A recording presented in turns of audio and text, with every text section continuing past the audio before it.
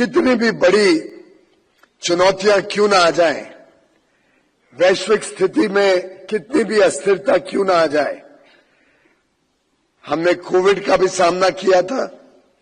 Covid के दिनों में किसी को भरोसा नहीं था आगे क्या होगा, लेकिन भारत में इतना सामर्थ्य है, भारत के लोगों में, भारत के उद्योग जगत में, हमारे सूक्ष्म लघु या मध्यम वर्ग उद्योग हो, हमारे कारोबारी हो, व्यापारी हो, उद्यमी हो, भारत का इतना आत्मविश्वास आज तेज है। भारत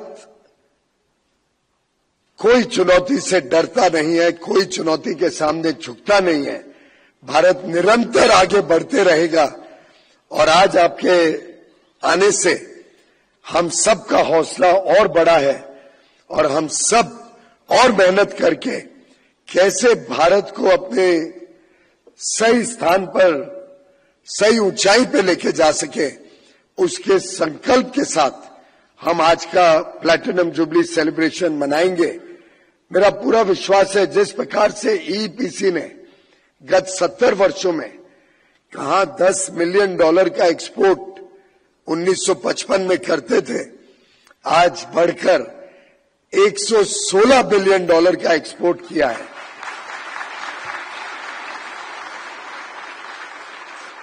आगे चलकर बड़े लक्ष्य के साथ, बड़ी हिम्मत के साथ हमारा इंजीनियरिंग सेक्टर और आगे बढ़ेगा।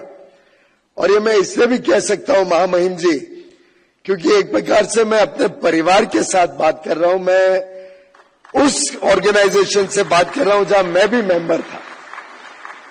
मैंने छोटी आयु में जब 17 साल का था, एक छोटी फैक्ट्री, उन दिनों हम उसको स्मॉल स्केल इंडस्ट्री कहते थे, स्टील फोर्जिंग की लगाई थी मुंबई के नजदीक।